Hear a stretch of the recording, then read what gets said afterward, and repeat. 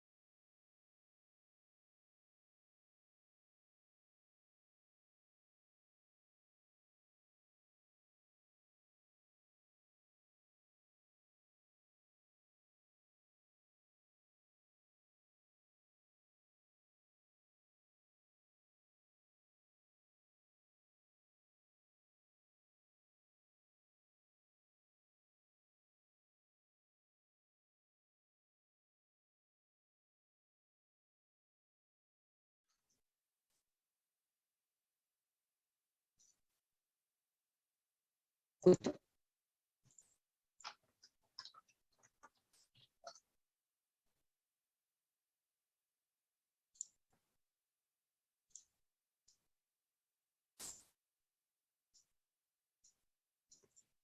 Muchas gracias, Ignacia, por esa bienvenida y a todos bienvenidos y bienvenidas al 10º Seminario Internacional Patrimonio Cultural Inmaterial y Desarrollo Sostenible, que, como bien decía Ignacia, es organizado por la Subdirección Nacional de Patrimonio Cultural Inmaterial del Servicio Nacional del Patrimonio Cultural del Ministerio de las Culturas, las Artes y el Patrimonio. Les agradecemos a todos quienes nos acompañan el día de hoy en esta transmisión, en este primer diálogo, este primer webinar, y quedamos atentos, por supuesto, a sus consultas, a sus comentarios que pueden ir dejando en el chat de esta misma publicación, así que los invitamos a desde ya escribir comentarios, preguntas, reflexiones, las cuales vamos a retomar al final de esta conversación con nuestros panelistas.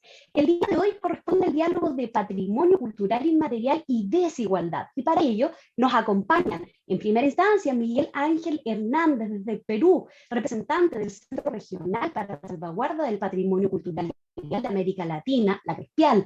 Miguel Ángel es antropólogo con estudio de posgrado en gerencia social y gestión del patrimonio inmaterial. Además, es consultor técnico con 12 años de experiencia en el Ministerio de Cultura del Perú como coordinador principal en la elaboración de expedientes para la inscripción de elementos del patrimonio cultural inmaterial.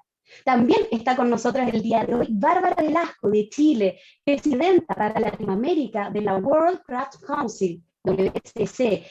Bárbara es en antropología social, máster en comunicación y posgrado en gestión cultural y territorio. Además, tiene también estudios en gestión de emprendimientos creativos. Hoy está enfocada en el desarrollo de políticas públicas transversales que permitan fortalecer y implementar al sector artesanal latinoamericano, tanto como referente simbólico e identitario y su complexión con la economía y el medio ambiente.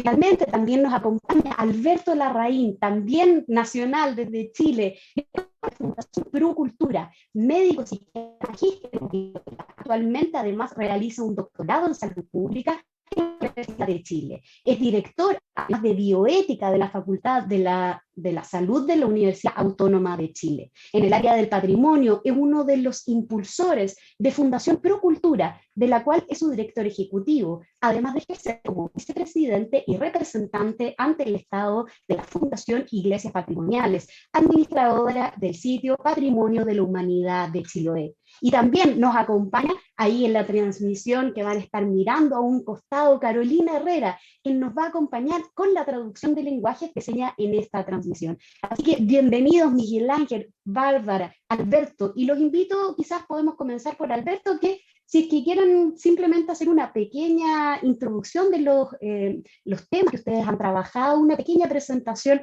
de cada uno de ustedes. Alberto, empezamos contigo. Muy buenas tardes a todas y a todas, muchas gracias por la invitación. Bueno, básicamente la Fundación Procultura y yo nos hemos dedicado principalmente a los temas de bienestar de las comunidades en base a la identidad, y obviamente los temas de patrimonio inmaterial y los temas de desigualdad son parte crucial en el desarrollo de los distintos territorios. Muy contento de poder estar acá, y un poco la iniciativa o lo que yo aspiro es a poder mostrarles cómo el tema cultural es central en el desarrollo más bien integral de las personas. Muchas gracias, Alberto. Miguel Ángel, te cedo la palabra. Muchas gracias, Alejandra. Muchas gracias a todas y a todos. Es un gusto para mí estar aquí. Yo soy Miguel Ángel y yo ahorita soy consultor técnico del CRESPIAL. El CRESPIAL es un centro de categoría 2 de la UNESCO. Incluye actualmente a 18 países de la región, y cuya función principal es pues la cooperación mutua, el diálogo entre países para fomentar procesos de salvaguardia en nuestra región. En ese sentido, pues estamos muy pendientes, muy atentos a los procesos que van dando en cada uno de los países que lo integran, y que justamente están digamos, en concordancia con la mirada de UNESCO, pero también de la mirada del desarrollo sostenible, como bien lo hemos venido tratando este día acá en el seminario. Entonces es un gusto de estar aquí y seguro conversaremos un poquito más. De todas maneras, muchas gracias, Miguel Ángel. Bárbara. Hola Alejandra, muchas gracias acá a todo el equipo de Patrimonio Inmaterial que nos convoca, que por supuesto reúne año a año especialistas en distintos temas que son de interés para la salvaguardia del patrimonio. World Craft Council es una organización internacional, una ONG, más compleja porque tiene una mixtura de públicos y privados en los 5 continentes del mundo, digamos, ¿no? Esto es Latinoamérica y tengo el honor de presidirla desde el año 2018, después de una larga experiencia en el trabajo en el sector artesanal y creativo en Chile, y que eso tuvo una repercusión a nivel latinoamericano. Y es una organización que se basó primero en el altruismo, ¿no? En ayudar y colaborar con las comunidades artesanas para su fomento más bien productivo y económico, y que ha ido complejizándose en su hacer desde las distintas perspectivas de la artesanía, ya no solo desde el concepto artesanía solamente como objeto, sino desde la complejidad de los sujetos que soportan este tipo de expresión material. Así que muchas gracias para poder dialogar sobre eso. Sonó hasta mi citófono, perdón, como suele ser estas cosas en la virtualidad. Gracias. Gracias, Bárbara, por tu presentación, y quizás empecemos por una pequeña reflexión que les queremos pedir a cada uno de ustedes, justamente de los temas que nos convocan el día de hoy. Miguel Ángel, quizás partimos contigo sobre esta mirada sobre el patrimonio cultural inmaterial y desigualdad en América Latina, justamente desde tu lugar, desde la CRESPIAL propiamente tal. Muchas gracias, Alex. Sí, justamente es un tema que está en la base de todas las acciones públicas y el reconocimiento de las acciones comunitarias en América Latina. De hecho, como región tenemos una larga historia de esfuerzos constantes, tanto a nivel, digamos, público, pero también como comunitario, de salvaguardia de lo que antes se consideraba la cultura popular, el folclore, etcétera, ¿no? Y justamente se parte en primer lugar de un reconocimiento. De hecho, la mayoría de países que integran el CRESPIAL tienen un largo camino. Chile también tiene un largo camino de reconocimiento de expresiones culturales, de reconocimiento a sí mismos también de la enorme diversidad que posee, ¿no? Tanto de las culturas, de los colectivos culturales y de sus expresiones de patrimonio. Ahora, hacia finales del siglo pasado, de hecho, hubo una voluntad ya de que esa preocupación constante y esa mirada se volviera mucho más operativa. Entonces se crearon instrumentos de gestión mucho más, digamos, exactos, específicos, como la Convención para la Salvaguardia del Patrimonio Cultural y Material, del cual se deriva una serie de mecanismos incluso de cooperación internacional, y de ahí se deriva también la creación del Centro Regional para la Salvaguardia del Patrimonio Cultural y Material de América Latina. De hecho, se forma a través de un acuerdo entre UNESCO y el gobierno peruano, y digamos, la intención era en un primer momento recoger los esfuerzos que se vienen haciendo en los países para la salvaguardia del patrimonio, pero también impulsar nuevos diálogos y nuevas conceptualizaciones y metodologías de abordaje del patrimonio cultural inmaterial. En ese sentido, el tema de la desigualdad, si bien es un tema que nosotros como países lo hemos trabajado de una manera más o menos directa, con la convención quizás y la relevancia que adquiere el tema, que adquiere el tema hacia la segunda mitad del siglo XX, nos resulta fundamental empezar a pensarlo desde otras dimensiones, ¿no?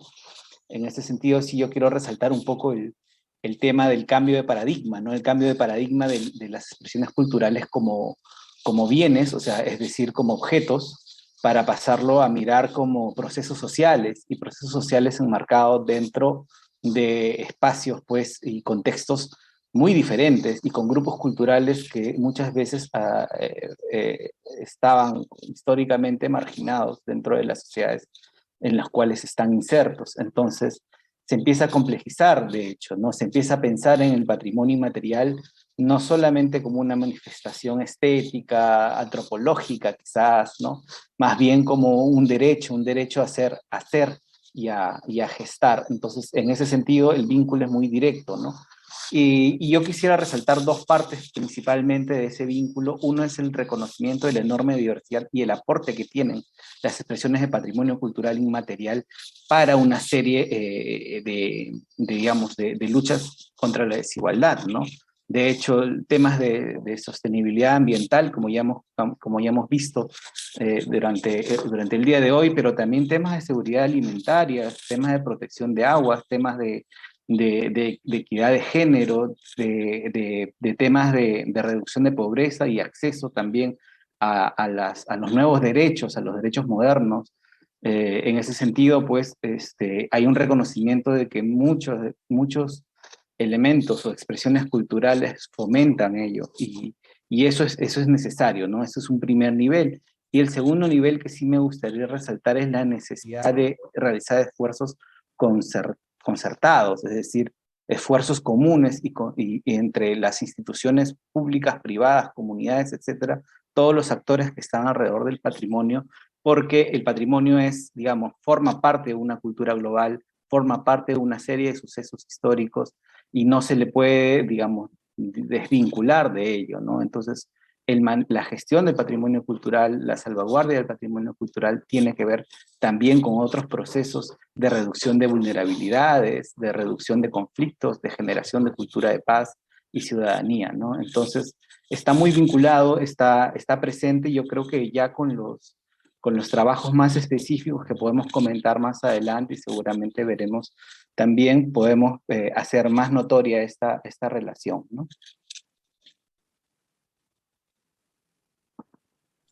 Sí, sin duda, Miguel Ángel, vamos a seguir profundizando en estos temas que tú tocas, que son claves también y que son propios del patrimonio cultural inmaterial cuando hablamos de un patrimonio vivo, de un patrimonio inmerso dentro de los contextos sociales, simbólicos y culturales e identitarios de cada uno de los países. Así que vamos a retomar ahí algunos puntos que nos dejas en el aire un poquito más adelante. Le cedo ahora la palabra a Bárbara Velasco, para que nos puedas hacer una pequeña presentación para comenzar este diálogo. Muchas gracias. Lo primero era invitarlos a todos a revisar y observar su entorno, el entorno en el que están inmediato en este momento, la ropa que visten, los objetos que tienen, los lentes, los libros, las cosas que hay a su alrededor, la objetualidad, la materialidad que está a nuestro alrededor, en general es expresión de una historia, tenemos esa costumbre de desconectar y de que la modernidad y la inmediatez nos ha hecho desconectar las trazabilidades de las cosas que tenemos alrededor y los relatos de las cosas que tenemos alrededor. Entonces ese vaciar constantemente nuestros objetos y nuestras cosas a través de un consumo un poco desaforado ha hecho que le hayamos perdido el sentido de pertenencia a todos los objetos que nos rodean. No hay revolución más trascendental para la humanidad, por ejemplo, que la alfarería. Y cuando uno piensa que la alfarería fue tan revolucionaria y que alguien logró hacer un proceso alquímico con el barro, con cómo lograr hacer y concretar un objeto a partir de la experimentación y de la mano y de la inteligencia, y revoluciona la alimentación, por ejemplo, volvemos a entregar este contenido y esta historia que tienen las cosas que nos rodean y los objetos que nos rodean, y que están llenas de historias de sujetos. A mí me suele pasar que cuando hablamos de patrimonio, hablamos de futuro, hablamos de innovación, se mezclan y se encasillan los conceptos como si no hubiesen diálogos, como si fueran túneles así, muy a los sábatos, ¿no? Paralelos en la existencia y que no han habido ninguna continuidad. No existiría nada de lo que tenemos ahora si no hubiese habido una experimentación alquímica al respecto. Una experimentación humana de complejidad y de transformación constante. Entonces, entender que el patrimonio también es presente, pasado, futuro, ¿no? Constantemente, es bien interesante para devolverle la importancia y no la patrimonialización de las prácticas, que a veces suele pasar. Melguizo dijo alguna vez en alguna de las charlas que lo escuché, la gente de la cultura secuestra la cultura, la gente del patrimonio también secuestra el patrimonio. No son temas que sean prioritarios de quienes ven las políticas, no son solamente de quienes hacen, pero los derechos culturales requieren al Estado. Ya, por más que las personas tengan la posibilidad de practicar y tener el derecho, ¿no? El derecho de segundo orden, ¿no? De vivir su práctica y su vida y su experiencia ante una globalización que lo que hace es homogeneizar todo y quitarle los pesos simbólicos a las cosas y generar solo simbologías un poco transversales. El Estado se requiere presencia del Estado para velar porque existan equilibrios y porque exista diversidad. Entonces, en ese contexto, siempre me gusta partir de la reivindicación de los entornos, ¿no? De la reivindicación de la objetualidad, para ver que detrás de cada cosa que vemos que ahora es tan tecnológica, todo siempre hubo la mano y el conocimiento de alguien, y eso sigue estando permanente. Y para mí eso es vital para comprender cómo se complejiza la lógica de lo que significa la salvaguardia, lo que significa el habitar con todo su contexto y con toda su complejidad. Eso de mi parte. Tengo ahí un cuadrito que les quiero mostrar, que no sé si lo puedo mostrar ahora, lo muestro después, para que entiendan lo complejo que ha sido esto, para entenderlo, o si quieres lo pasemos después, o ahora tú me dices, Alejandra. Si quieres, veámoslo en unos minutitos más, cuando abordemos ahí los primeros temas, ahí yo creo que puedes entrar más de lleno en el cuadro que nos trajiste para poder mostrarnos. Así que gracias, Bárbara, ahí por estas primeras pistas que nos das de estos encasillamientos que siempre hay de las distintas categorías de patrimonio, etcétera. Y justamente es el espíritu también del seminario del día de hoy, los vínculos entre patrimonio cultural y material y desarrollo sostenible, pero en particular en el día de hoy con las desigualdades. Así que ahí vamos a entrar, digamos, a esa complejidad y a ese entramado que desde el patrimonio también podemos discutir y aportar a las reflexiones. Alberto, te doy la palabra para que hagas tu pequeña introducción. Yo tomando un poco lo que dice la Bárbara, yo creo que sin duda la Bárbara y Miguel saben mucho más que yo de patrimonio. Yo soy médico y desde ahí me paro. Y yo creo que en parte las cosas que me han costado es que yo no tengo formación en patrimonio dura, ¿ya? Y puede ser que también desde ahí a veces me sea un poco más fácil ver algunas cosas que pueden pasar en las comunidades, más como porque tengo el ojo menos cansado, por decirlo así, y uno o menos académico, ¿ya? Entonces uno se enreda menos en algunas discusiones respecto a lo que está pasando. Voy a poner un ejemplo bien concreto como para la gente que nos escucha. Nosotros hemos estado trabajando en Colina, donde el Consejo de Monumentos hizo todo un trabajo en poder declarar las canteras de Colina, que son un lugar en el fondo donde se sacan los adoquines desde la colonia en Chile, en una zona de monumento nacional. Hoy día es una zona típica, tiene una protección, tiene una declaratoria. cuando nosotros nos encontramos con los vecinos, en vez de ver que los vecinos veían con orgullo esta declaratoria, lo que ellos sentían es que no entendían por qué la piedra valía más que su oficio. Y no solamente sentían eso, sino que lo vivían con dolor. Básicamente, que lo que era reconocido era el espacio, pero ellos como personas no tenían un mayor encuentro. Hoy día con el PCI, en el fondo, con el tema de patrimonio inmaterial del ministerio, estamos tratando de declararle el oficio, todo un trabajo más bien de reparación en relación a un proceso patrimonializante de su quehacer. Y yo creo que ahí es bien interesante entender que efectivamente el patrimonio, cuando se academiza o cuando se formaliza, hay algo que también lo aleja de las comunidades, o se lo quita a las comunidades. Como tú bien decías, yo represento a las iglesias de Chiloé, en la UNESCO, que son patrimonio de la humanidad y todo. El Estado se ha gastado 20.000 millones de pesos en restaurarle, están todas las comunidades enojadas. Entonces, es el peor de los mundos. La semana pasada estuve en la iglesia de San Juan, y una de las vecinas, la señora Martina, me decía, bueno, si no puedo ni siquiera pintar mi iglesia en el fondo porque tenemos que tener un arqueólogo, tengo que pedirle permiso al Consejo Monumento, antes nosotros la pintábamos todos los años y esto, nos mataron las fiestas, me decía, porque ahora no podemos pintar antes de las fiestas como pintábamos tradicionalmente, entonces las fiestas nunca están en la iglesia pintada. Yo creo que la reflexión también dice relación en términos de desigualdad, con que sobre todo hay un porcentaje de la población, que es la población obviamente más vulnerable, la que tiene menos estudios, la que está en poblaciones más alejadas, que siente que estos procesos de patrimonialización, tanto material o incluso inmaterial a veces, les terminan como robando algo que ha sido de ellos permanentemente. Porque el manejo ya no lo pueden llevar ellos mismos, o porque incluso la forma de como ponerlo en valor los deja sin poder incidir en cosas que eran relevantes para ellos. Por otro lado, yo me atrevería a decir que lo bonito que tiene el patrimonio, y sobre todo el patrimonio inmaterial, es que es una herramienta tremendamente reparadora en términos de identidad, ¿ya? Y si uno lo pone en valor y uno lo trabaja con la comunidad, que es un tema muy complejo, nosotros tuvimos un seminario muy interesante con la gente de PCI para debatir temas que podríamos aquí debatir largo y tendido, solo por dar un ejemplo, en el caso nuestro de los temas complejos, el rodeo, el caso chileno, que es tremendamente complejo, porque uno ve en el fondo las tensiones que hay en los distintos territorios al respecto. Y ahí es donde uno empieza como a tener una discusión un poco más amplia. Yo me quedo un poco con lo que dice la Bárbara, que el patrimonio no es solamente como algo que sea tingente al mundo de la cultura, ¿ya? Uno esperaría que el patrimonio en el fondo sea un eje transversal en distintas políticas, incluyendo la política de desarrollo social, ¿ya? Cuando uno piensa en las personas como patrimonio.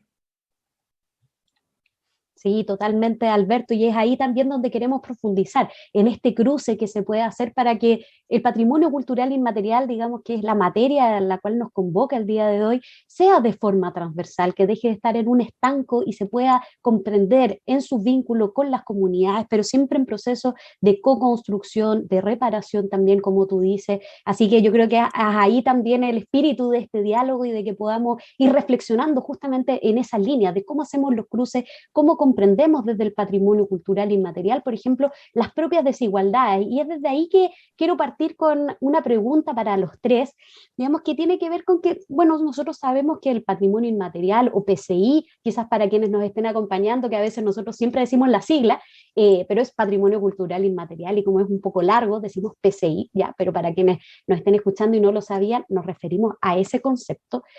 Sabemos que tiene una relación con las identidades, bien lo decía Miguel Ángel, Bárbara, con nuestro entorno, Alberto también con este vínculo, por ejemplo, de las iglesias y cómo las personas tienen una relación con esos artefactos, con esos monumentos, etc. Entonces tiene que ver con las identidades, pero también podemos leerlo como una suerte de reflejo de ellas mismas y como reflejo de las sociedades. En este sentido, quería preguntarles cómo ven ustedes desde sus distintas posiciones la relación, el vínculo entre las desigualdades que sabemos que son múltiples, que son territoriales, que son etarias, que son de clase social, etcétera, con el patrimonio cultural inmaterial? ¿Cuál es la relación que ustedes ven entre ambos? Y si, por supuesto, quizás desde sus mismas experiencias, nos pueden contar de algunos ejemplos, cómo se materializa, cómo podemos ver las desigualdades dentro del patrimonio cultural inmaterial. Quizás comienzo con Miguel Ángel. Muchas gracias, Alejandra. Sí, cuando nosotros nos referimos a patrimonio cultural inmaterial, estamos hablando de personas que tienen un vínculo con expresiones propias, ¿no? Estamos hablando de valor. El término, si bien es un término más o menos de gestión más o menos reciente, digamos, en realidad lo que hace es poner de manifiesto una relación establecida entre los grupos sociales y su forma de vivir que existía desde su misma creación, ¿no? Desde que las personas componen sociedad, establecen comunidad, expresan esa comunidad y esa identidad a través de diversos tipos de manifestaciones. Entonces, yo quiero partir de la mirada de la gestión como un reconocimiento de algo previo, ¿no? Y que genera, de todas formas, procesos que van más allá, ¿no? Pero, ¿qué significa eso? Significa de que cualquier proceso cualquier mirada, cualquier perspectiva sobre el patrimonio cultural inmaterial necesariamente está vinculada con la mirada de la comunidad y de los grupos culturales que lo tienen presente, que lo viven y que lo valoran. Y esos grupos culturales, en muchos casos, son grupos culturales que están en una constante amenaza y una constante vulnerabilidad, ¿no? De hecho, ahorita tenemos un ejemplo clarísimo que no habíamos mencionado, que es pre y post pandemia, y como pandemia, no solo la enfermedad, sino las acciones para evitar su propagación, los estados de emergencia, etcétera, lo que hicieron fue más que todo evidenciar una serie de vulnerabilidades que ya existían previamente en los grupos humanos, ¿no? Vulnerabilidades de todo tipo, ¿no? De autosubsistencia en el caso de muchos artesanos, productores, cocineras tradicionales, etcétera, que cortaron abruptamente sus posibilidades de acceder a mercados de subsistencia, etcétera, y que generaron a partir de redes también unos procesos de resiliencia que se pueden, de hecho, medir en varios países. Pero una evidencia la vulnerabilidad, una evidencia los profundos impactos a partir de momentos críticos, y esos momentos críticos los hemos vivido.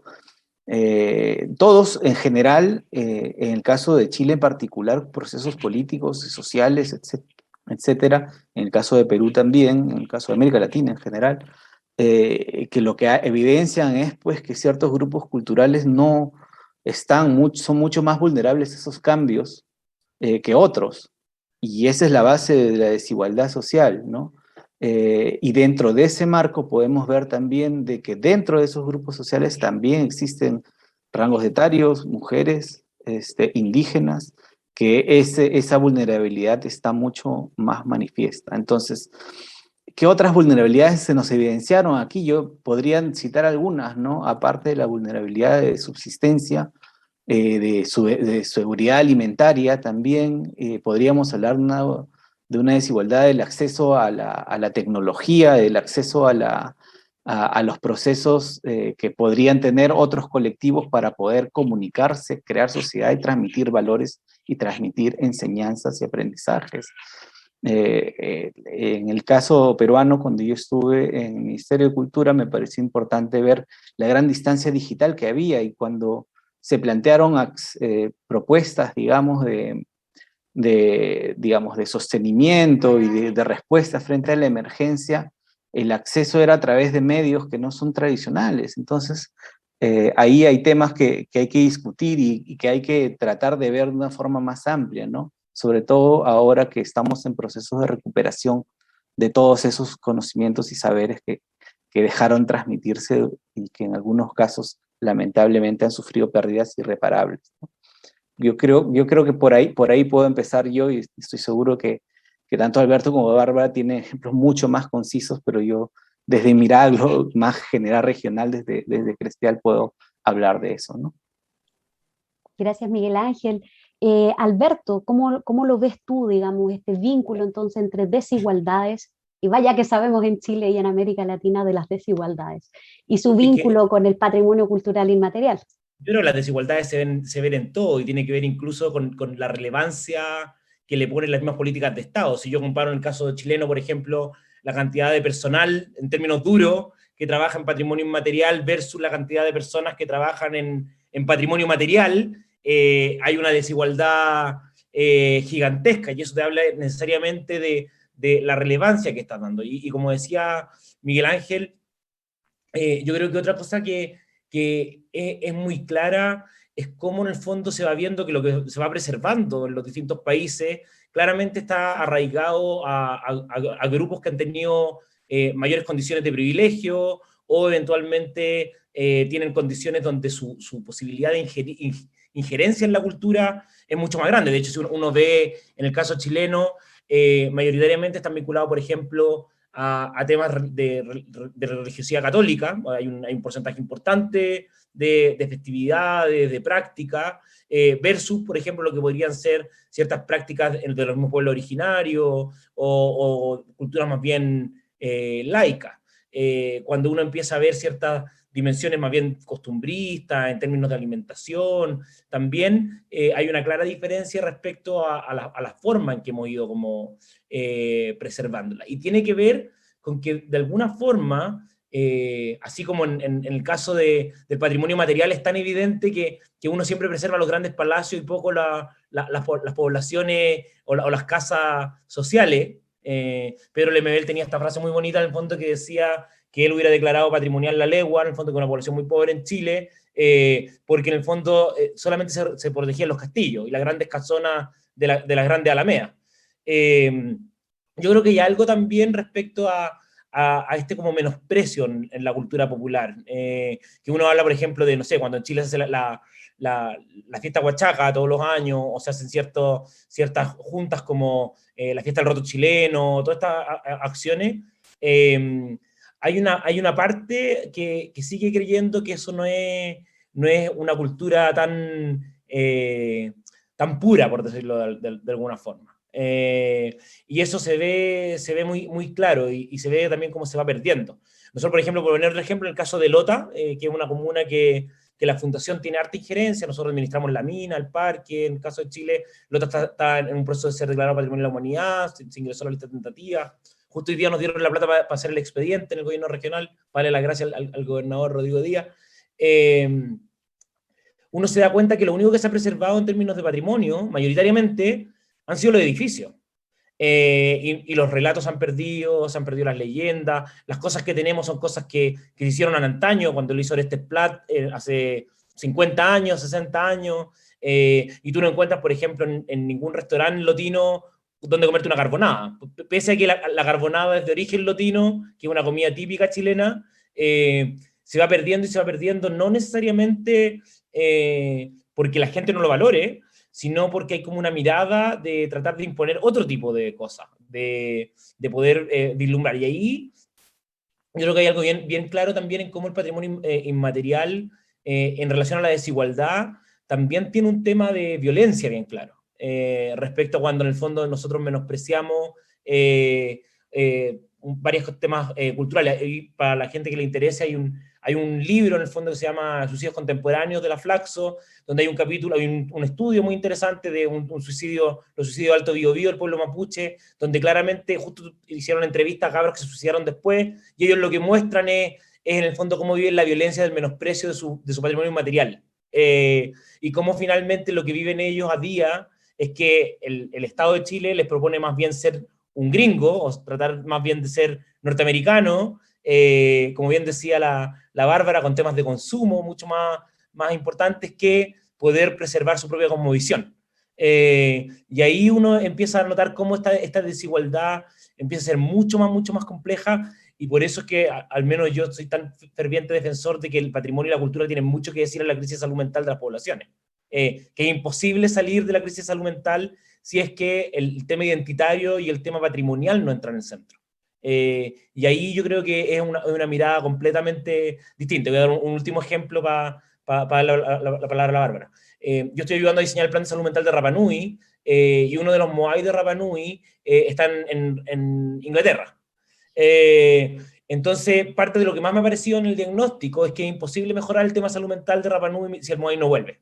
Es imposible porque hay un tema de cosmovisión rota, donde básicamente el mana está quebrado, donde el Moai es un ser vivo que está ratado. Y cuando me toca conversar esto como con entidades del Estado, todos me dicen, ya, pero si es un Moai nomás, pues no le pongáis una condición que no tiene.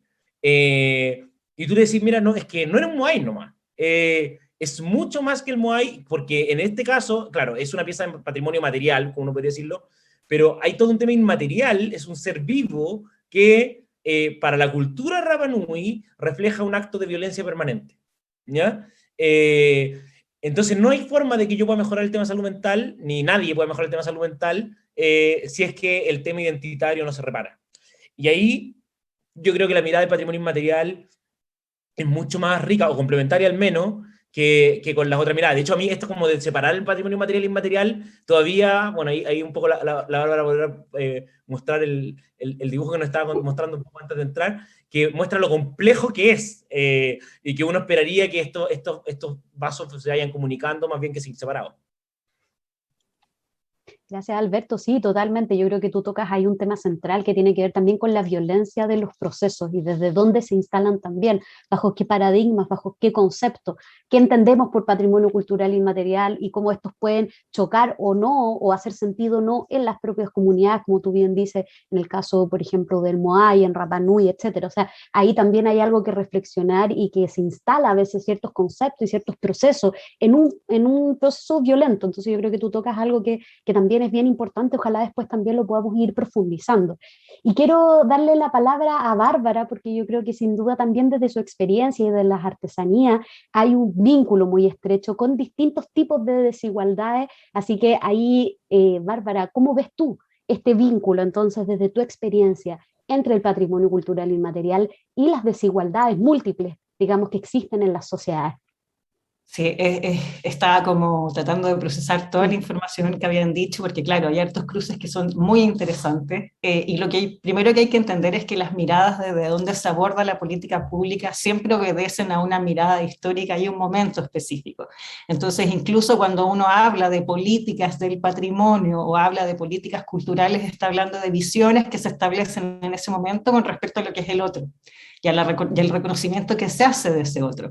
Entonces, a veces es mucho más fácil decir, pero ¿cómo no se entiende? Porque a mí me pasaba incluso en la escuela de antropología que decía, pero si es obvio, ¿cómo patrimonio material e inmaterial si alguien lo hizo, alguien lo habita? Entonces decía, pero ¿cómo? Y ahí uno empieza a reflexionar sobre el poder de lo obvio. Alguna vez lo dije en mi vida así muy estudiantil. Hay un poder profundo en el concepto de la obviedad. Y es como, pero si es obvio, si somos chilenos, pero si es obvio, si somos latinoamericanos. Entonces empiezas a ver estas construcciones que han existido siempre con respecto a los discursos de nación, con respecto, y que sostuvieron muchas veces esa materialidad a la que como a la que se refería, ¿no? De los edificios, porque a veces este patrimonio simbólico de la industrialización, de la historia de la civilización, ¿no? Ha sido como ensalzada en grandes obras de personas, de individuos, más que en procesos colectivos. Y ahí es cuando se va perdiendo un poco esta idea de la trazabilidad. Por eso decía, volvamos un poco a entender el valor de los objetos y el contenido, no para verlos como espacios vacíos, sino que como en espacios de múltiples contenidos y múltiples dimensiones. Y por supuesto que para la definición de la identidad de un individuo, su memoria, su presente y su espejo, ¿no? Cómo se ve desde los otros y esta construcción especular que existe con los otros, obviamente que está siempre doliendo y sanando, ¿ya? Y la política pública en general, si yo lo veo a nivel latinoamericano, sobre todo después de los acuerdos y de los compromisos firmados por los estados en los acuerdos de salvaguardia, son contextuales a procesos de reparación. Si uno ve, son políticas bien recientes, estamos hablando del 2003, del 2009, de 1997, no estamos hablando de 1800. Entonces, estamos hablando de que un concepto de nación único, homogenizante, era lo que gobernó durante mucho tiempo, una forma de producción era la legítima, incluso cuando pensamos en el poblamiento de América, eran los de arriba hacia abajo, ¿no? Los blancos sobre las poblaciones como amerindias, o sea, siempre había una dominación de uno por sobre otro. Y la necesidad un poco del reconocimiento se basaba en mostrar, en la primera acción era reconocer. Por eso cuando decimos, claro, a las comunidades les da lo mismo si es UNESCO, si es no sé qué, si qué premio tienen, saben que tienen algo. Y tú decís, pero ¿por qué se entusiasman tanto con un algo? Y uno dice, porque en realidad el ser reconocido es un factor fundamental para la conciencia del sí y de las comunidades, incluso como ya lo podría decir muy en la línea como el psicoanálisis, ya que estamos como, es como el reconocimiento del padre, o el reconocimiento de la madre, o no, o lo has hecho bien, o tu historia vale, y esos fueron los primeros ejercicios un poco que hizo la política pública. Y ahora me voy mucho más al sector artesanal, hablando de desigualdad, porque incluso la práctica de lo hecho a mano y lo doméstico está muy encapsulado en lo femenino. ¿Ya? Así como que este trabajo informal del hacer y de la transmisión en el oficio es muy femenino, sobre todo las prácticas textiles o las prácticas de tejido, de uso de motricidad fina, muy reconocido como algo de un factor doméstico para las comunidades, y las de grandes estructuras, tallados y no sé qué, piedras, por ejemplo, de gran ejercicio físico, estaban asociados históricamente, incluso antropológicamente, asociados a la casa y no a otros elementos como de fuerza física, ¿no? Entonces incluso había un reconocimiento de esto femenino, esto masculino, esto es una labor no reconocida, que no puede contabilizar las horas que trabaja porque es espacio doméstico, pero remesa a una familia en un contexto rural o social, y ayuda al marido a subsistir. ¿Ya? Esos son conceptos que ya hablamos de desigualdad de género absoluta, incluso en muchas poblaciones indígenas o en comunidades que son más zonas rurales y todo, quien vende normalmente es el hombre. Entonces la mujer producía, pero no tenía acceso a la remesa directa del dinero, al control de su dinero. Entonces, claro, hay hartas prácticas que se reproducen en esos pequeños prácticas simbólicas del hacer y de quién domina o qué tipo de oficio, ¿no? Y una de las mayores violencias simbólicas tiene que ver con el acceso a las materias primas.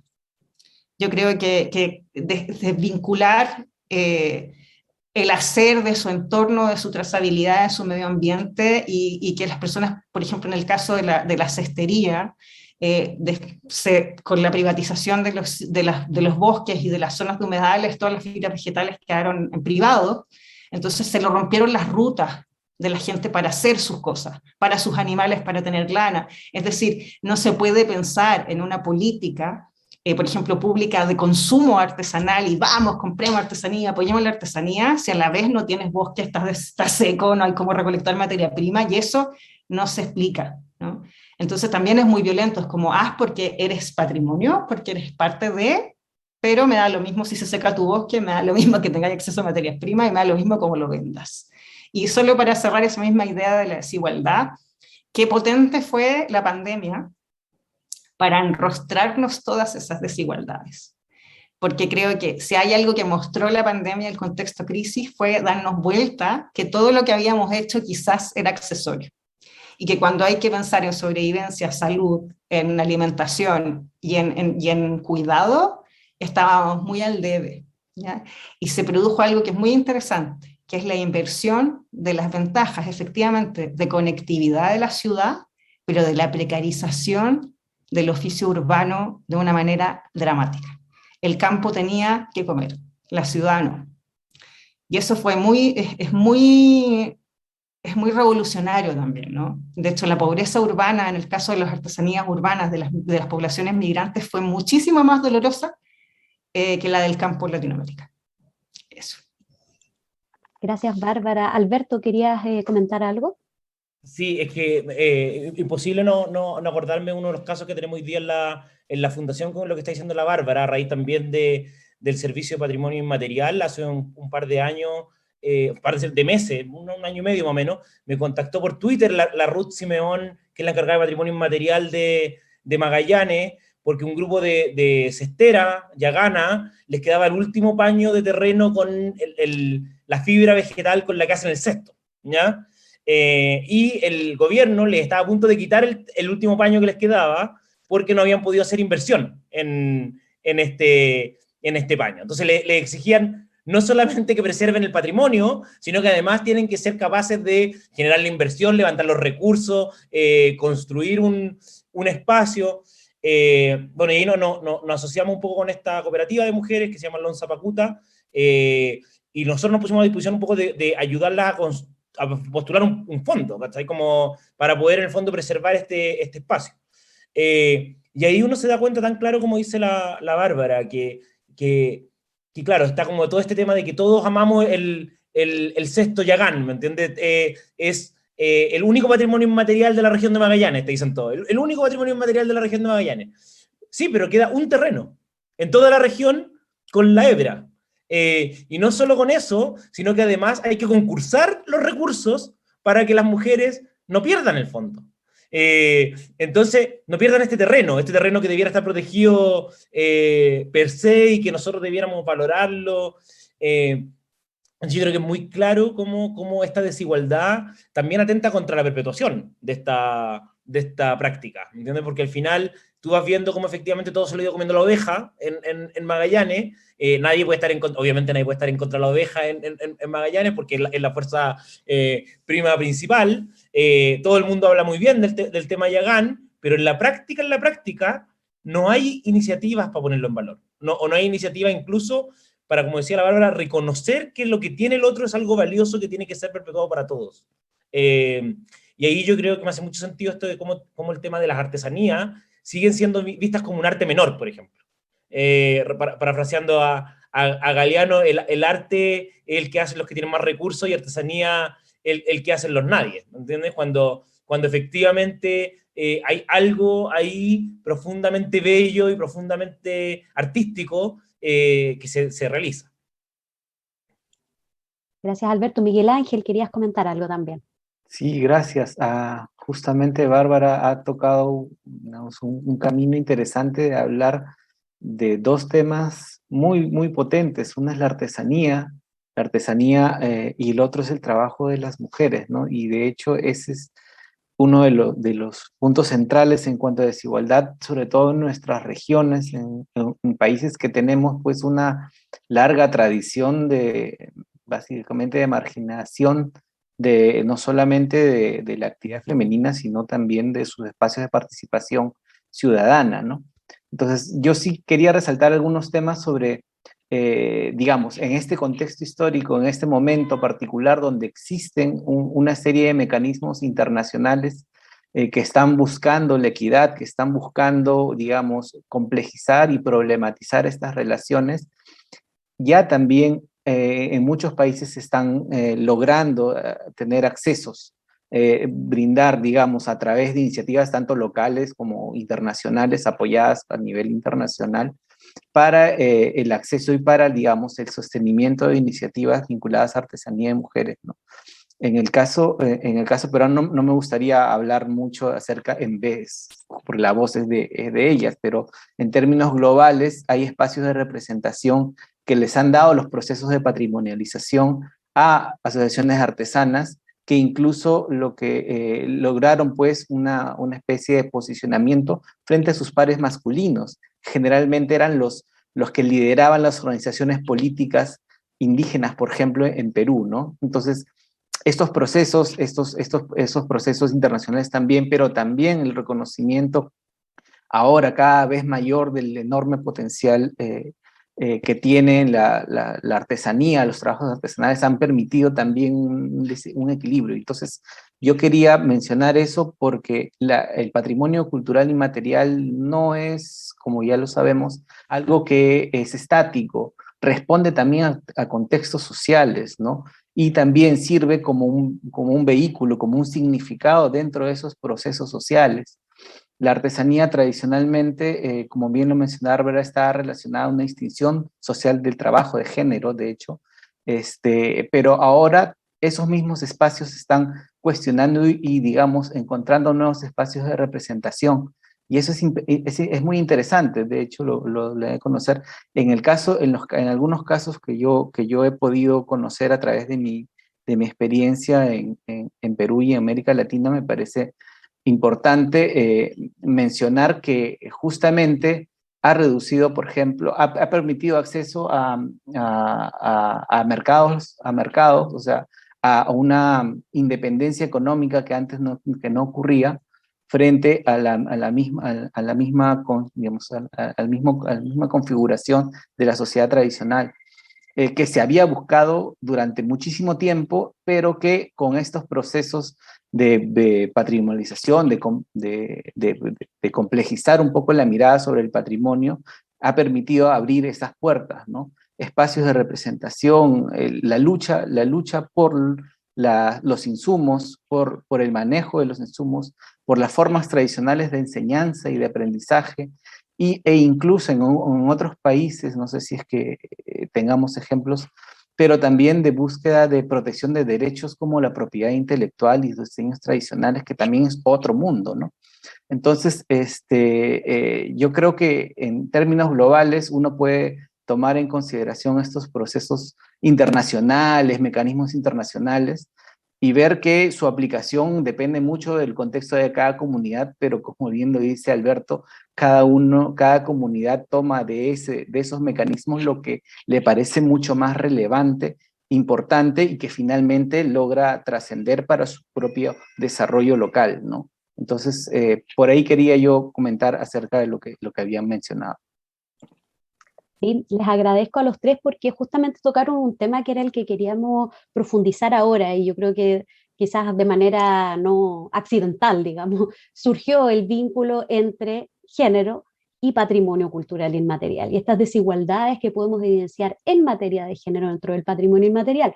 Ustedes saben, bueno, dentro de la subdirección de patrimonio inmaterial existe el núcleo de género también, justamente en estas temáticas, porque sabemos que es una deuda y que es una lectura que es necesario hacer cuando hablamos de patrimonio cultural inmaterial, porque sabemos, y ustedes en los ejemplos que les surgieron, hablaron de justamente los patrimonios que tienen que ver con las mujeres, porque las mujeres han tenido un rol en la transmisión y en la conservación de los saberes patrimoniales inmateriales vinculados fuertemente a lo doméstico, pero también en otros espacios.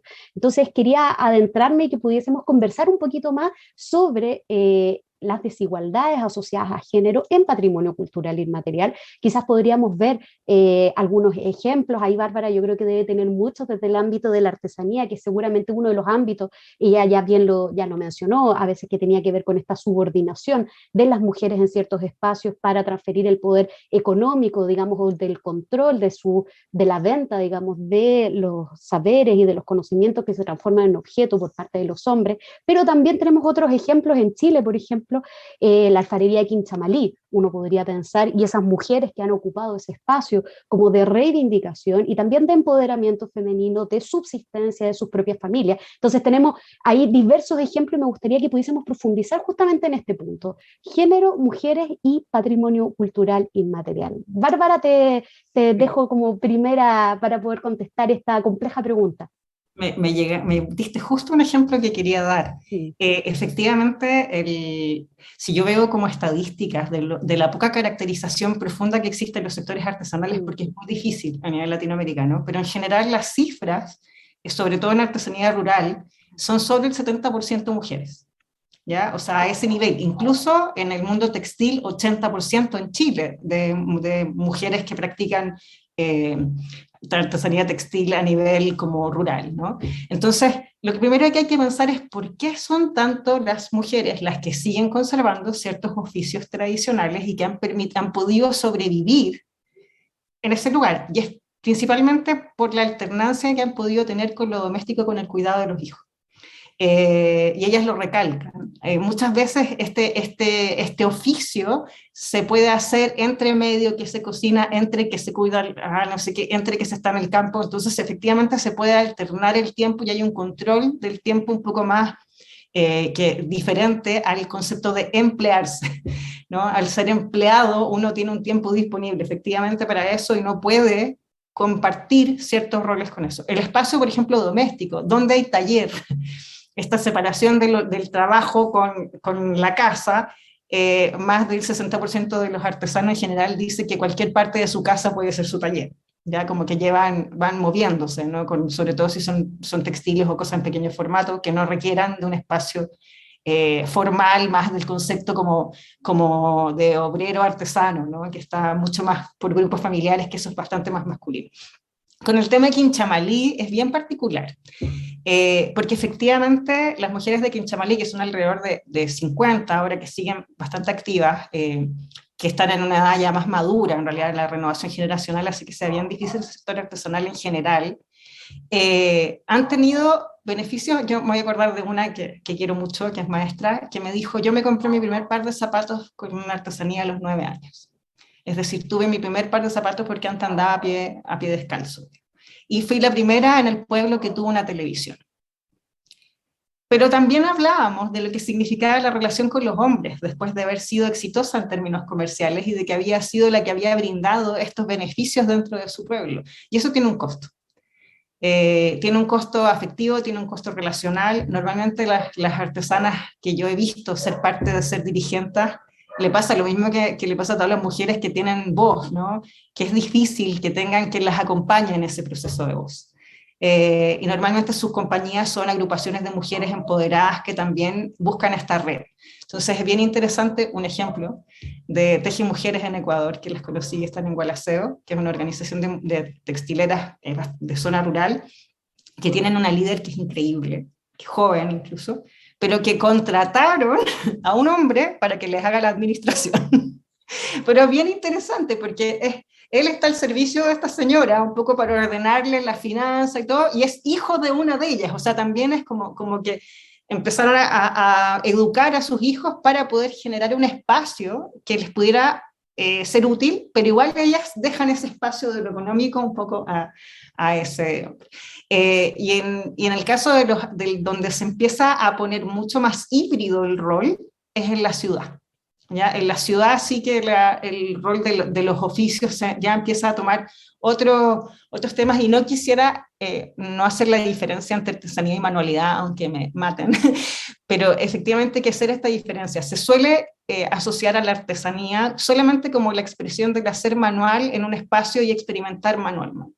La artesanía ya es un oficio que se dedica y que requiere un tiempo y un aprendizaje y un dominio de esa materia prima a largo plazo.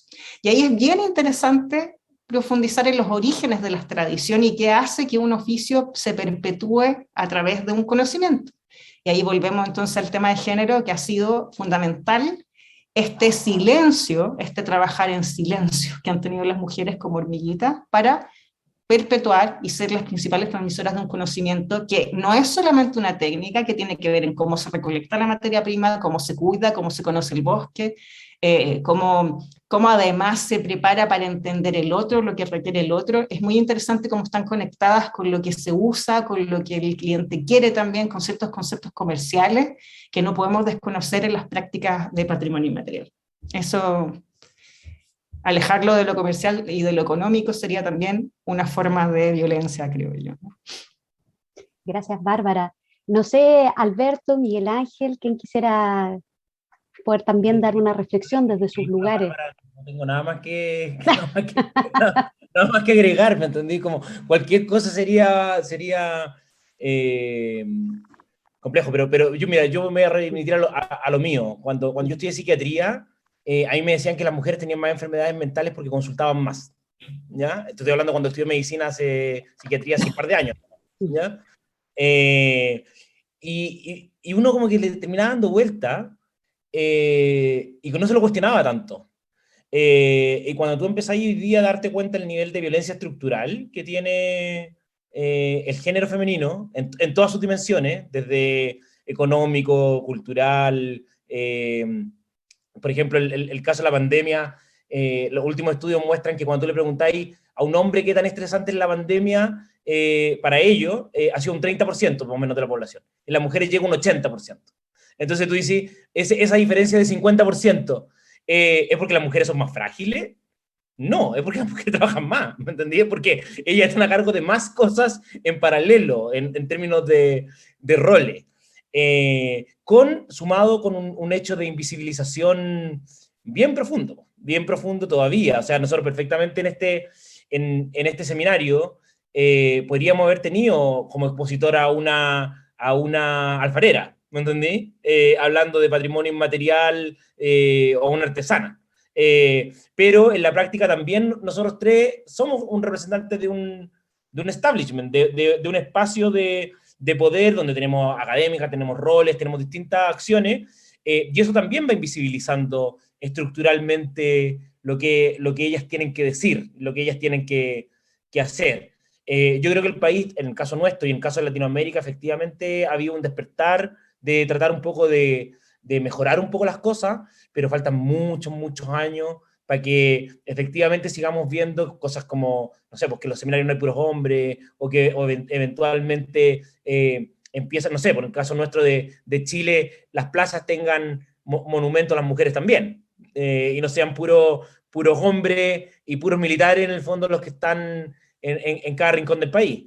Y eso un poco yo creo que es lo que uno tiene que empezar como a esbozar. Me acordaba un poco la primera vez que fui aquí en Chamalí, que fue hace unos años, no fue hace tanto, y yo imaginaba que llegar aquí en Chamalí iba a ser como, no sé, algo como súper, que no quiero ocupar la palabra justa para no decir ninguna aberración, pero algo como que iba a poder encontrar cerámica fácilmente, que iban a haber hartos puestos de venta, que iba a poder como comprar algún libro o algún catálogo como de los productos.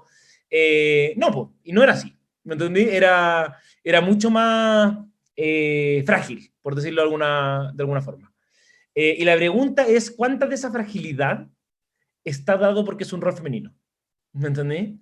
Y si esto fuera, más bien hubiera sido un rol masculino, habría sido distinto, que es un poco lo que nos pasa a nosotros en Lota. Nosotros acabamos de terminar el mural más grande de la región del Biobío, centrado en la mujer. Porque como que tú vayas a Lota y en Lota no existe la mujer. Toda la ciudad, todo se construyó en base a puros hombres, al minero. Ya no hay nada más. Y cuando tú empezás a hablar con la comunidad, tú te das cuenta que la que sostuvo, no solamente el tiempo de la mina, sino que después de que la mina cerró, la comunidad históricamente fueron las mujeres. Los hombres cayeron en el alcohol, para decirlo así en simple, se fueron a trabajar a otros lados y la ciudad quedó sola. Quedó en base a las mujeres y ellas se pusieron a trabajar al día siguiente. Y con los oficios y con la identidad y con el patrimonio que tenían. Entonces, desde el pan de lota hasta recoger pedazos de carbón pequeños, hasta hacer artesanía, hasta cuidar una cierta forma de construir familia que está desde lo femenino. Entonces, yo creo que efectivamente esto es un trabajo que los hombres tenemos que desestructurarnos, ¿me entendí? De construirnos. Todos nosotros tenemos un tema, es bien complejo porque además nos educan machistamente. Entonces, por más que uno diga, mira, yo trato de no ser machista, sí, pero es que uno fue educado en un contexto muy, muy complejo. Y en eso yo creo que la Bárbara toca justo en el punto de que esto tiene una forma de ser en el mundo en que lo femenino no ha sido puesto como a la par todavía. Y probablemente para que llegue a ser a la par, tenemos que intencionarlo de una manera mucho más fuerte. Y exigirlo más. O sea, como todas estas cosas de la paridad, de los seminarios. El otro día veía un foro de medicina, que se está haciendo ahora en una universidad prestigiosa de Chile, no lo voy a decir, con anuncios en el Mercurio y en todos lados, y todos los expositores son hombres, el 100%. Yo decía es como que nada permea, ¿me entendí? No, es que y a mí es que no nos dimos cuenta, no, pero es que no te podías no dar cuenta, ¿me entendí? Y eso es muy tangible también como con la forma de transmisión, sobre todo en una cultura en que la transmisión oral, sobre todo, está centrada en la mujer. Totalmente, ahí está uno de los grandes desafíos y que sin duda también quizás desde el patrimonio inmaterial se pueden ir dando algunas luces. Y Miguel Ángel, desde tu visión, digamos, que tienes desde otro país también y desde esta visión desde la crespial más latinoamericana, ¿cómo ves tú el tema del vínculo de género y patrimonio cultural inmaterial? Bueno, de hecho, como dice Alberto, Bárbara explicó muy a detalle sobre este vínculo. Yo quería resaltar sobre un tema un poco más amplio, quizás, que es la transmisión de la memoria, ¿no? Sobre todo en procesos críticos, ¿no? Estamos después de pandemia y una pandemia que afectó mucho también básicamente a hombres mayores. Entonces, el tema de digamos, la responsabilidad que siempre ha sido asumida por los espacios íntimos de transmisión de memorias, valores, conceptos, miradas de patrimonio inmaterial que son femeninas, ahora son mucho más importantes y visibles, ¿no?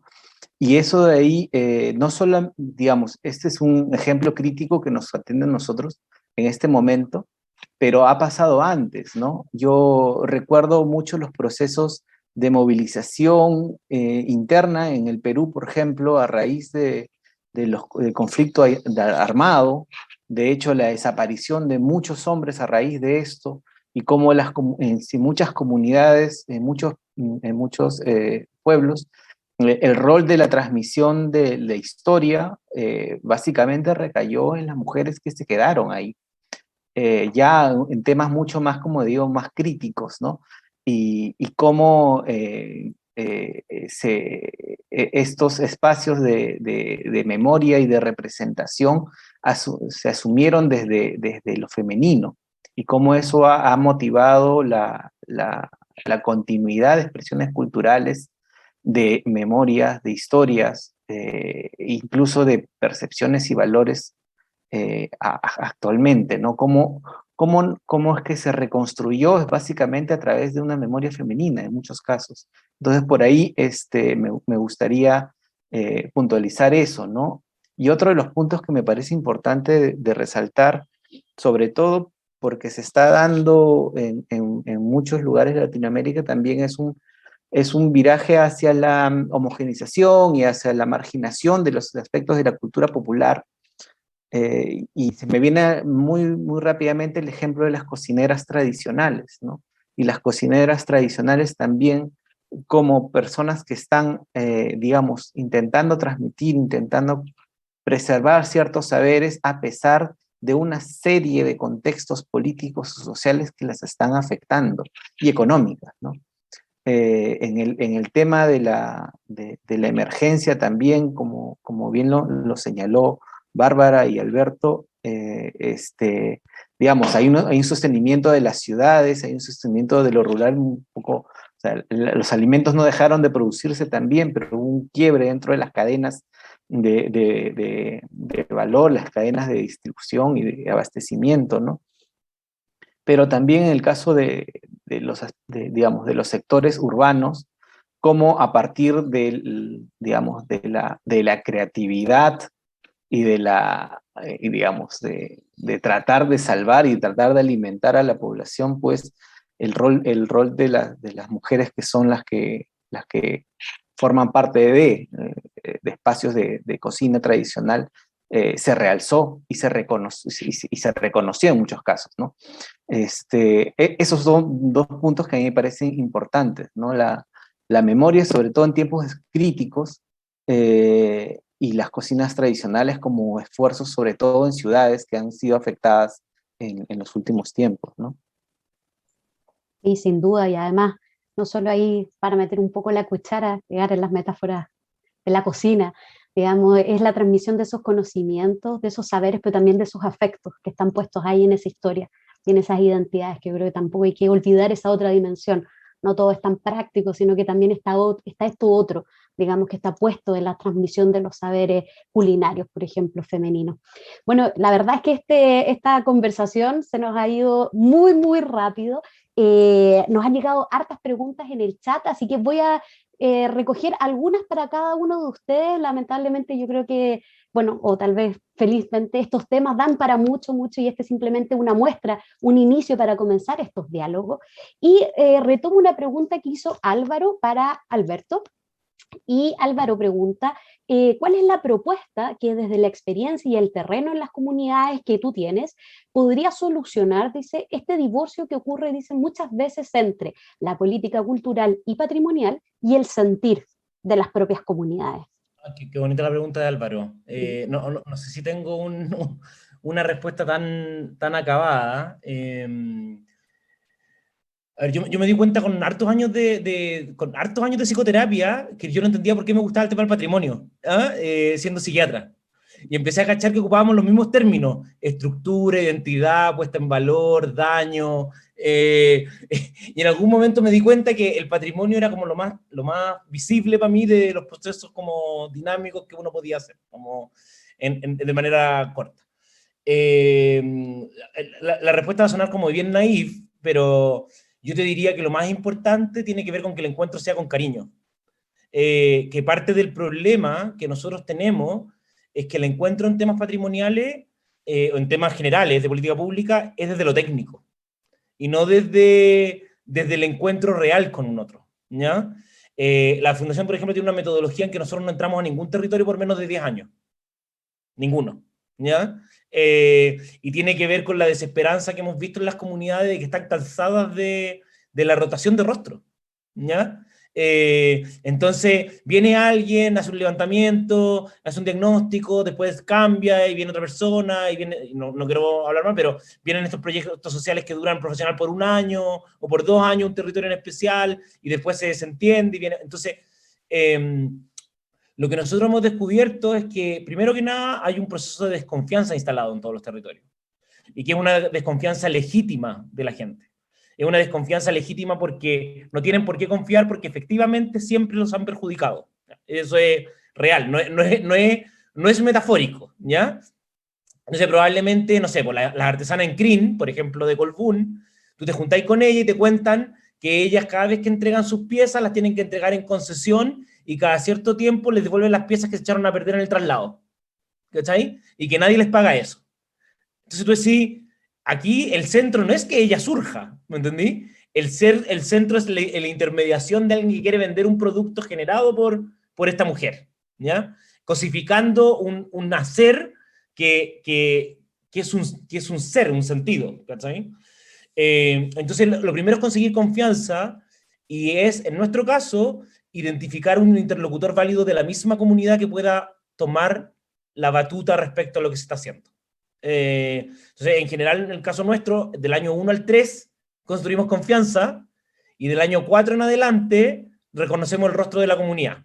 Ahora, ¿cuál es el problema? Que cuando nosotros le decimos al Estado de Chile que nos demoramos 10 años en hacer intervenciones en las comunidades, más de algún autoridad me ha dicho, no, yo quiero resultados en 6 meses. Entonces yo le digo, no es posible, no se puede, no. Sus tiempos no son los tiempos de las comunidades, ¿me entiende? Como la confianza no se construye con 2 tazas de té, se construye con harto encuentro y con harto hablar y conocernos.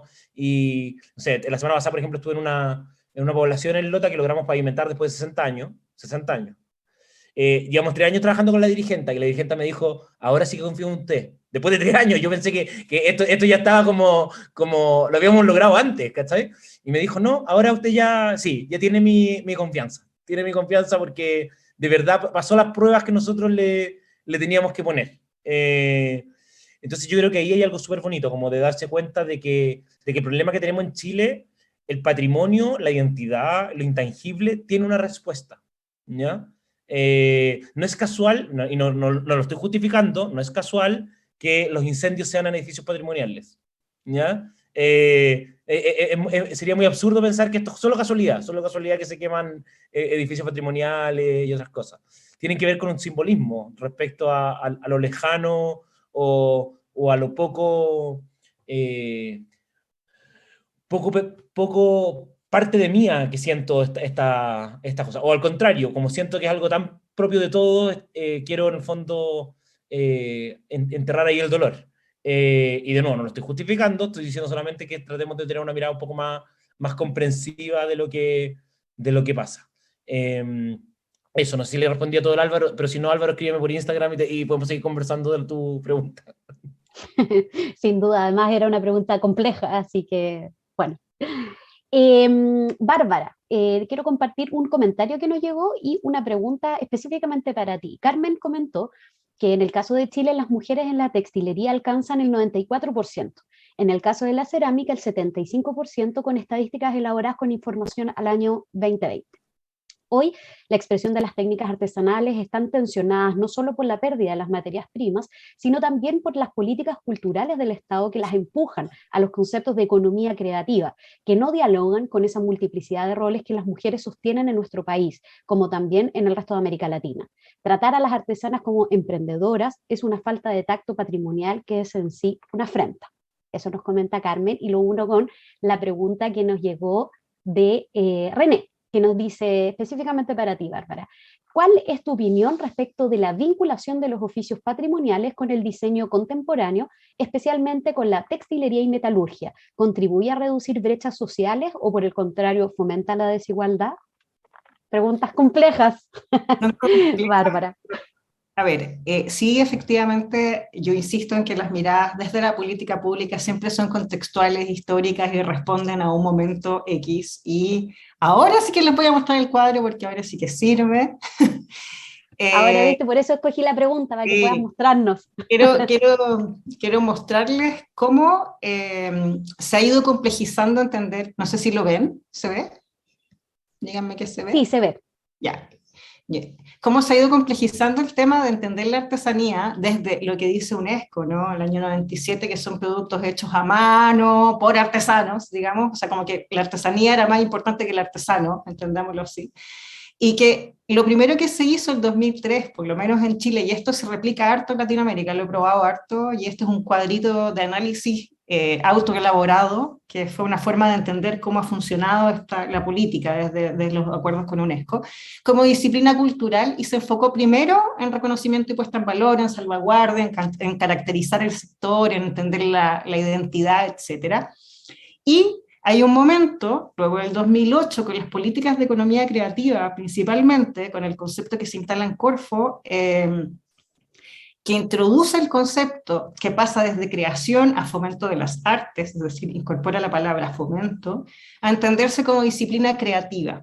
Y cuando se entiende como disciplina creativa, como disciplina productiva, y esta disciplina productiva agrega el concepto producto, agrega el concepto de industrias creativas y emprendedorismo cultural dentro de la lógica de entender un tema que es objeto producción, cadena de valor y cómo esto se hace, se produce y se vende.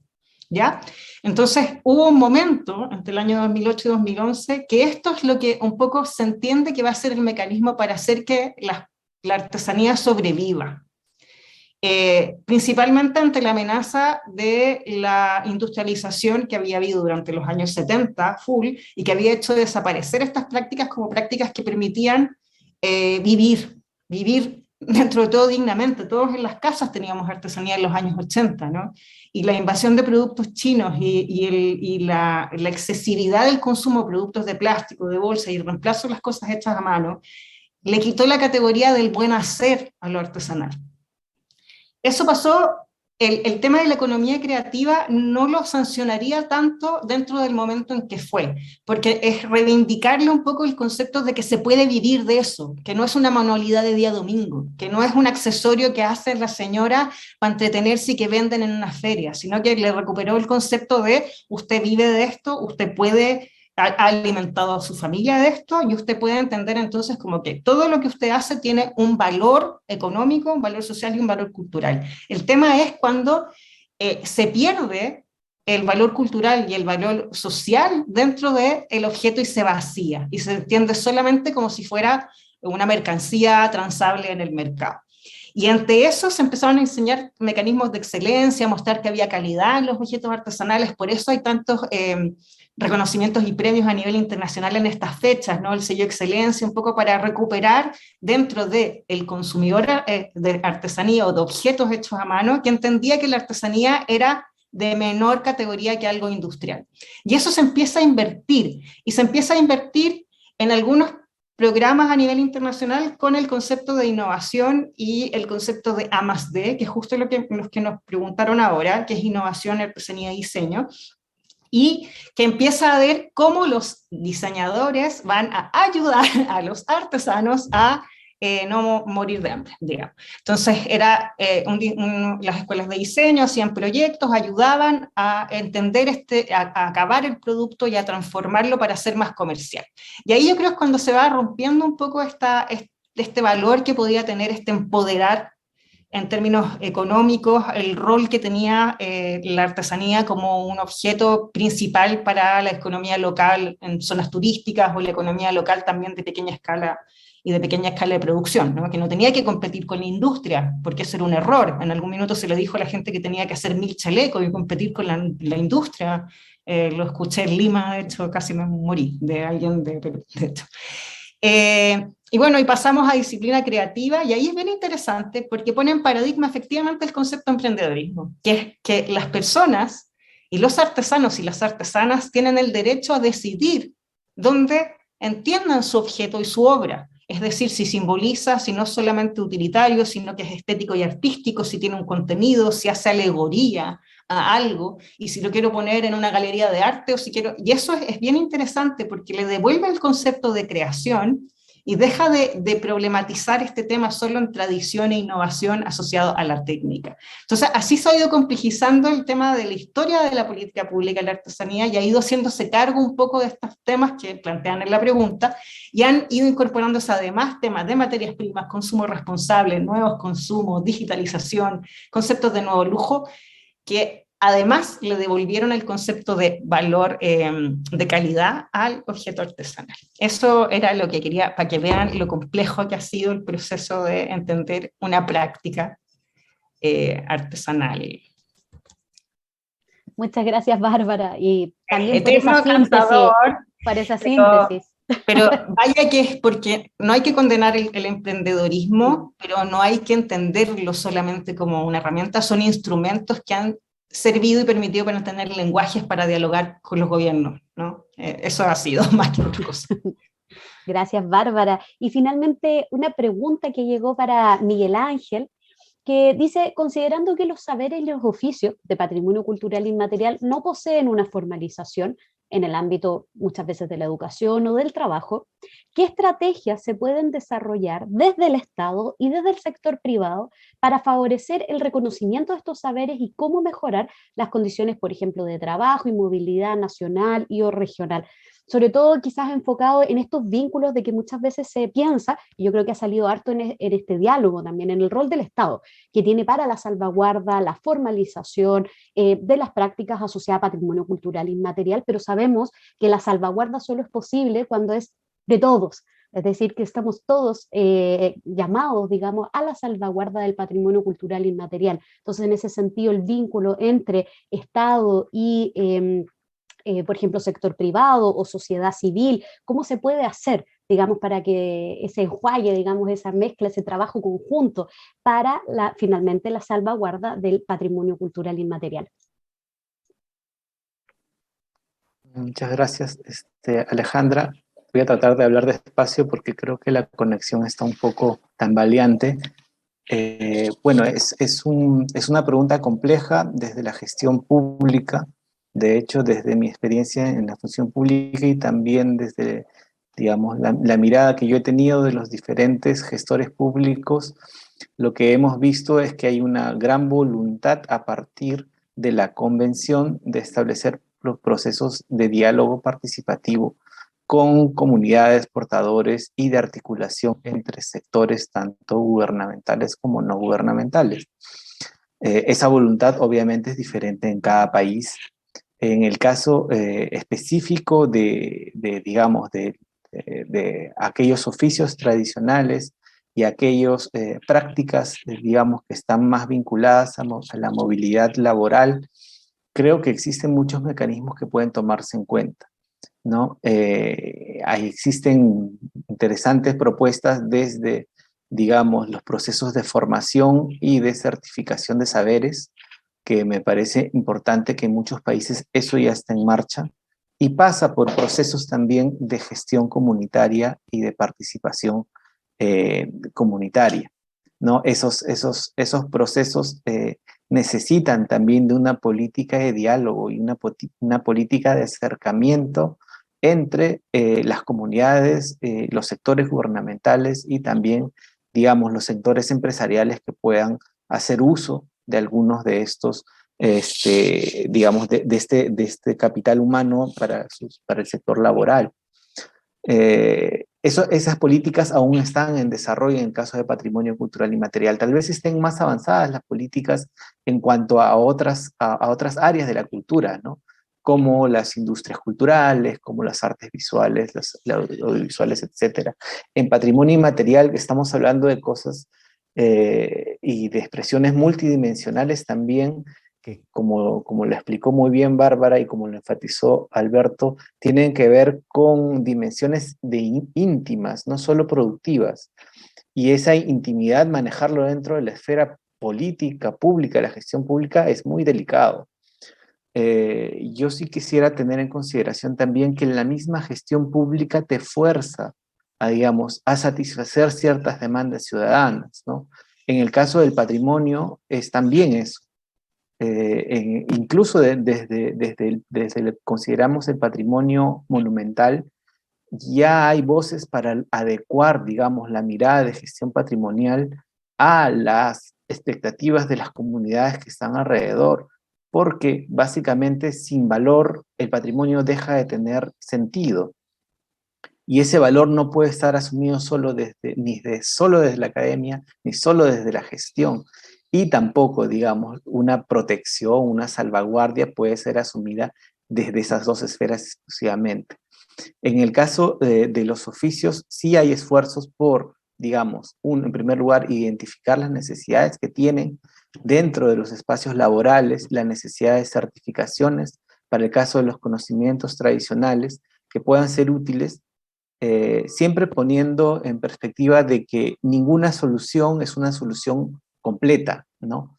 Son mecanismos que se unen a otros mecanismos de reconocimiento, de refuerzo de significados, de refuerzo de valores, de programas de acción exclusivos, pero que pueden contribuir. Entonces, por un lado, las certificaciones, las cualificaciones profesionales también. De hecho, hay muchos países de la región que están trabajando ya el tema de sus marcos nacionales de cualificación con la voluntad justamente de reforzar el capital humano, no solamente desde la cultura, pero también desde el patrimonio. Y creo que los profesionales que están ligados al tema y que tienen una mirada patrimonial desde lo inmaterial, están muy pendientes de que este tipo de mecanismos no sean solamente desde el lado productivo, laboral, certificación duro, digamos, sino más bien desde los ámbitos de las expectativas y los significados y de la intimidad de las personas que tienen el patrimonio cultural y material como parte de su vida, ¿no? Muchas gracias, Miguel Ángel. Como les decía, el tiempo se nos ha ido volando, pero antes de terminar, quisiera hacerles una última pregunta ya de cierre. Sabemos que nos llegaron muchas preguntas, así que no se preocupen, se las vamos a hacer y les vamos a dar ahí el contacto a algunos expositores para que puedan profundizarlos, porque realmente en este espacio ahora no vamos a tener tiempo de poder abocarnos a cada una de ellas, pero les agradecemos enormemente también sus comentarios y sus preguntas. Y para finalizar, simplemente les quería preguntar, bueno, no tan simplemente, estamos en un momento, ustedes saben, a nivel nacional complejo, estamos en un cambio político, en un cambio trabajando para una nueva constitución, y estamos hablando en este seminario sobre género, sobre patrimonio cultural inmaterial y sobre desigualdad. En ese sentido, ¿cuáles creen ustedes que son los desafíos ya en estas materias? ¿Qué cosas podrían ustedes mencionar o cuáles creen ustedes que podrían ser las vías o las reflexiones que habría que ir instalando en estas materias en particular? Y ahí abro la palabra, no sé, Alberto, si quiere comenzar. Pucha, hay harto desafío. Yo partir por uno, creo que para mí el desafío más grande tiene que ver con poder hacer cosas desde los territorios. Que efectivamente, más que la proyectitis que tienen los distintos países o las distintas acciones, logremos generar como espacios de desarrollo estables en el tiempo a partir de la identidad y del patrimonio con las propias comunidades. Y eso es un tremendo desafío. Hay experiencia, hay algunas experiencias internacionales, Perú tiene varias experiencias en algunas comunidades bien interesantes, pero claro, como para también responder un poco lo que le decía siempre está metido el tema económico, siempre está metido el tema del turismo, siempre está metido temas que empiezan como a complejizar la situación, pero si yo pudiera enseñar como en un gran tema, efectivamente yo creo que sería como una forma de desarrollo constante a partir del propio territorio, con sus propios actores permanente en el tiempo. El otro día me llamaron solo para contar una anécdota de que Alemania había licitado el plan de patrimonio de una ciudad por 15 años. Entonces la oficina que se lo había adjudicado iba a estar 15 años trabajando con las comunidades.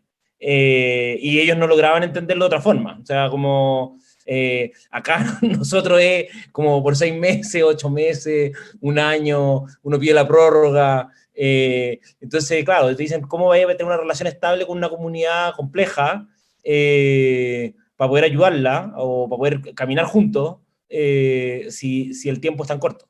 Eso, y en ese sentido que ojalá las consultorías desaparezcan. Las consultoras, yo tengo una opinión muy compleja respecto a lo que generan en términos de los territorios. Gracias, Alberto. ¿Bárbara? Wow, este sí que es un gran tema. Yo le di harta vuelta a cuál sería. Creo que no hay que desconocer jamás la historia de los procesos. Por eso quise hacer tanto énfasis en cómo las dimensiones políticas, sociales y culturales han enfocado a los sectores y la comprensión del patrimonio y las prácticas patrimoniales.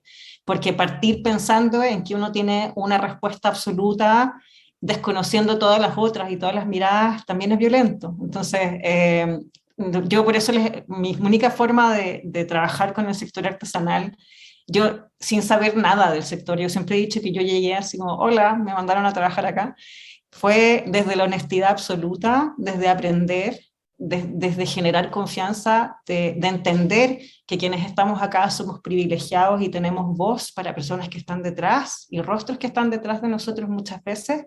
Y esa responsabilidad de los liderazgos es clarísima, o sea, asumir que son voces y que muchas veces quienes hemos sido privilegiados hemos sido portadores de voces que de gente que no. Y eso también es un rol que no hay que sancionar, sino hay que hacerse cargo, ¿no? Y en términos de política pública, las políticas públicas deben ser a largo plazo, no se basan en lógicas de proyectos, no se puede barrer cualquier política pública ya hecha, hay que aprender de lo que se ha hecho. Hay que valorar a los buenos profesionales con vínculos en las comunidades. A veces ese vínculo y el ser querido es castigado institucionalmente porque te transformas en un ser peligroso para la institucionalidad, sobre todo cuando está muy arraigado el concepto del poder y quién tiene el poder y quién quiere controlar el discurso dominante sobre ese poder. Entonces creo que una de las grandes recomendaciones para trabajar con el patrimonio es trabajar desde la honestidad, desde el largo plazo, y desde una mirada que sea bastante más sistémica y que entienda que son procesos complejos y que tomar acciones para la salvaguardia del patrimonio le pisan los callos a mucha gente. Por eso se hacen cosas accesorias, porque significa fundamentalmente cambiar un patrón y un modelo de desarrollo con un concepto de territorio, de comunidad, de medio ambiente, de sostenibilidad y sustentabilidad, de prácticas comunitarias. O sea, es inevitable que entender, por ejemplo, una práctica artesanal como un todo, no solo como alguien que vende un objeto en una feria, sino que entenderlo como una práctica con un conocimiento, con una historia, con una trazabilidad, materia prima, etcétera, te obliga a pensar en acceso a materias primas, en bosque, en calidad de vida, en comunidad, etcétera. Entonces, si tú quieres hacer un trabajo bien hecho, comprometido, no puedes no pisarle los callos a más de alguien. Y eso es fundamental tenerlo claro, y a alguien le va a doler, a alguien le va a pesar.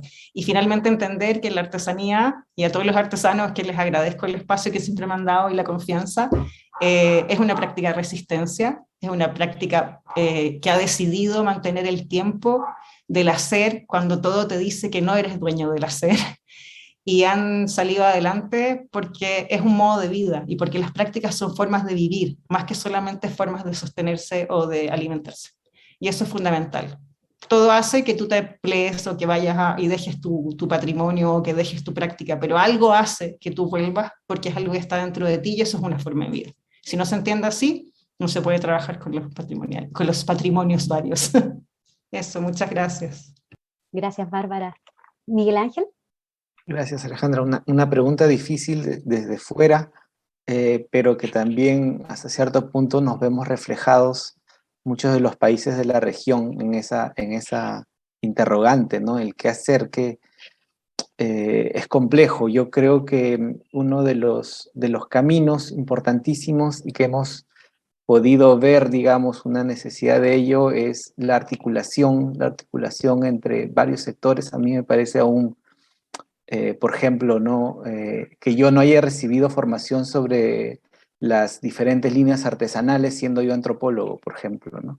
Entonces hay una desconexión a veces entre la academia, el mundo laboral, el mundo de las comunidades y también de los mismos sectores, y dentro de los mismos sectores también las diferentes áreas.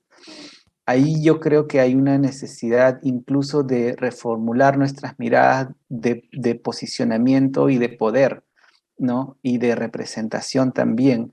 En el caso del patrimonio cultural inmaterial, la mayoría de acciones de salvaguardia se han realizado históricamente sin necesidad de intervención de nadie más que son las comunidades, pero aún así hay una necesidad de vínculo para poder maximizar frente a otros contextos que están afectando a la transmisión del patrimonio cultural inmaterial. Entonces, aquí estamos hablando de articulación no solo de instituciones, sino también de miradas, de normas, por ejemplo, ¿no?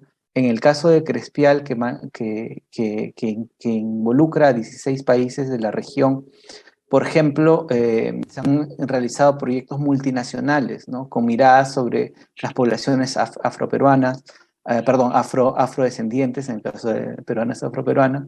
También hay un proyecto multinacional de salvaguardia de patrimonio cultural aymara que involucra a Bolivia, Chile y Perú, que ha trascendido incluso los encuentros propios de los países y sus propias políticas, ¿no? Entonces, aprovechar o tomar en consideración otros ámbitos, otras miradas, ¿no? Me parece importante, por ejemplo, todas las discusiones sobre la gestión patrimonial que se vienen dando a nivel internacional, ponerlas también, ¿no? En todos los ámbitos, a todos los niveles, para que en muchos casos, muchas comunidades que vienen trabajando el tema no se sientan tan aisladas. Sobre todo eso, ¿no? Entonces a mí me parece que la articulación es un camino largo, como bien lo dice Alberto y lo reafirma, y yo también estoy completamente de acuerdo con eso. Es un proceso que involucra recursos a largo plazo y recursos que necesitamos poner en la mirada de los tomadores de decisiones, que son recursos necesarios y que van a generar impactos a mucho mayor largo plazo. Entonces, ese es un camino que también hay que tratar de seguir, ¿no? Muchas gracias, Miguel Ángel. Bueno, gracias también, Alberto, Bárbara. Este es sin duda un espacio que se abre desde la Subdirección Nacional de Patrimonio Cultural Inmaterial, desde el Servicio Nacional del Patrimonio, que pertenece al Ministerio de las Culturas, las Artes y el Patrimonio, justamente para instalar estas temáticas, estos diálogos, estas reflexiones que son necesarias también dentro de las mismas instituciones, que como decía Bárbara, hay que ir aprendiendo de los caminos recorridos y obviamente aceptar e ir abriéndose a las nuevas reflexiones, a los nuevos desafíos que la realidad también va planteando, y sin duda creemos que el patrimonio cultural inmaterial es una puerta que nos ayuda a visibilizar las identidades, pero también las complejidades propias de las sociedades y de la sociedad en la que vivimos en particular. Así que le queremos agradecer enormemente y nuevamente a Miguel Ángel, Alberto, Bárbara por estar el día de hoy compartiendo en este seminario internacional de patrimonio cultural inmaterial y desarrollo sostenible. Les agradecemos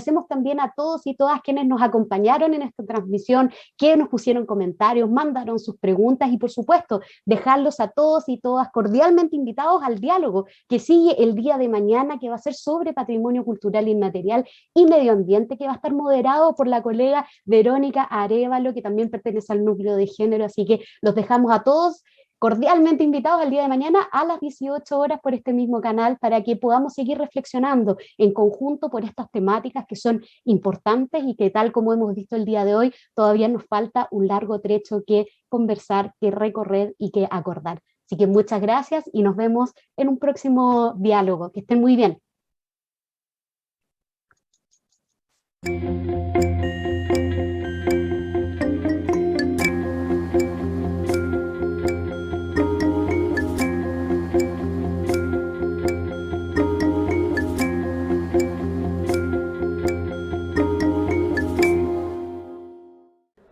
Bueno, y después después de tan interesante conversación en relación al patrimonio inmaterial y la desigualdad, damos por cerrado este primer día del 10º Seminario Internacional Patrimonio Cultural Inmaterial y Desarrollo Sostenible.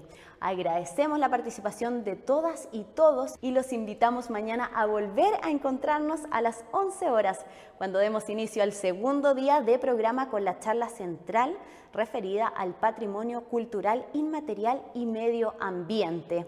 Les recordamos además que los contenidos de este primer día están disponibles en nuestro sitio web seminariopci.cl para que puedan volver a verlos y compartirlos.